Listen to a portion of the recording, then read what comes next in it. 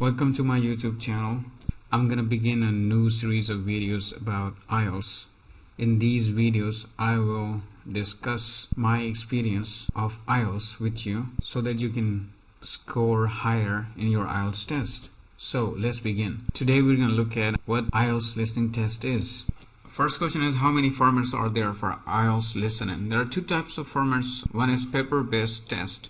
It is traditional way of assessing somebody. They give you an answer sheet and a listening booklet where you listen and answer. This is your paper-based test. And if you're taking tests on computer, they call it computer delivered test or computer-based test. There you don't have to write with your hands. You're gonna type, or you're gonna select or drag and drop from the available options.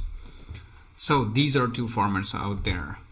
One is traditional handwritten paper and the other one is computer delivered test. Next, how much time will it take? In one sitting you will listen for almost 30 minutes, right? And if you are taking paper-based test, you will be given 10 minutes at the end of the test to transfer your answers from listening booklet to answer sheets. 10 extra minutes given at the end. But if you're taking computer delivered test, as soon as the listening finishes, you will be given only 2 to 3 minutes to review your answers. The listening test is same for both academic module and for general training module. There are total 40 questions. Every question carries 1 mark, and so total marks are 40. There is no partial correct or partially incorrect answer. Your answer is correct only if it fulfills all the requirements. You will be given 1 mark. Otherwise, you'll be given 0 marks. There are 4 sections in your IELTS listening. They name it as section 1 and section 2 and section 3 and section 4. During the exam, the speaker announces this is the end of section 1 or this is the end of section 2 or section 3, etc. And when the new section begins, they announce that section 3, section 4, like this. They will announce it in the listening. So you will have pretty clear idea that what section are you on, right? So there are 4 sections. Now, how many speakers are there in each section? In section 1, strictly speaking, there are 2 people. All the time, always, there will be 2 people speaking about a general topic. Section 2, it is a monologue.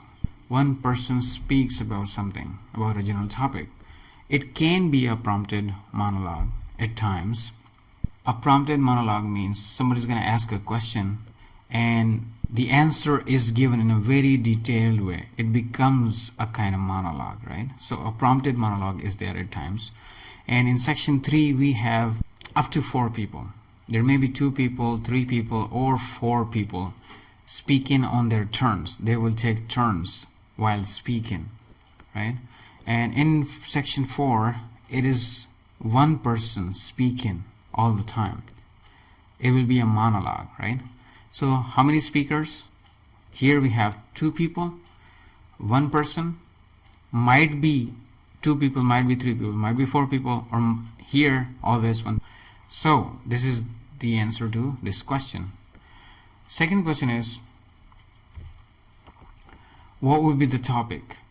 In section 1 and in section 2, the topic is general topic. Any topic that is related to society or community, right? In section 1, it will be a conversation. People will talk about travel arrangement or booking a hotel or purchase of clothing. A topic can be like this. In section 2, it will be a monologue. Events in community, a radio broadcast, or health or sport facilities, etc.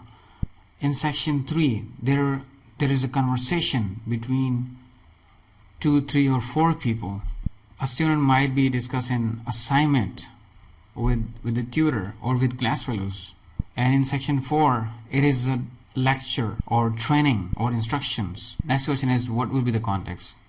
In section 1 and section 2, the context will be social. People will be talking about any issue or any problem or anything about society or community. Here 2 people will be talking about a social event or social context. Here 1 person will be talking about social context.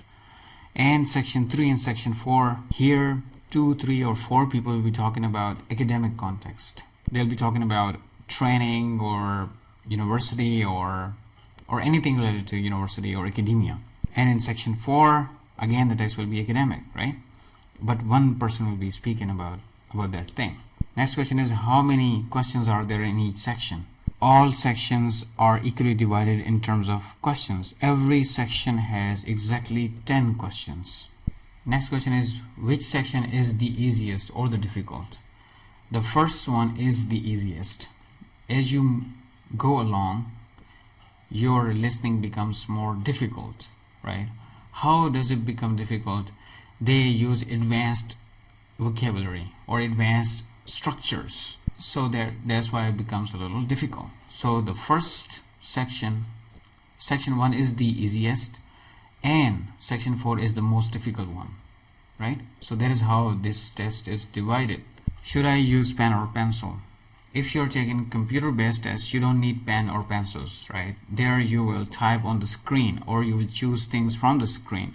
No need of pen or pencils, right? But if you've chosen traditional or paper-based test, you are required to take at least 3 sharpened pencils so that you don't waste time while sharpening them. You may take at least 3 pencils with you. Next question is, how will I answer the questions? You will answer as you listen.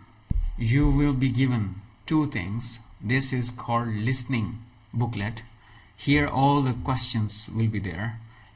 There will be blanks. You will have to fill those blanks with pencil if you're taking paper-based test. And this is your answer sheet. At the end of the test, the answers that you've written here on question booklet, you will transfer those answers to answer sheets. The examiner will evaluate you based on this.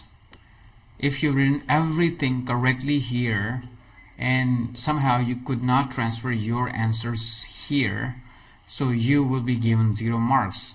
That means you didn't attempt the paper. This answer sheet is evaluated and you are given bands based on what you write on the answer sheet. This is for rough work might be, and this should be neat without any mistakes.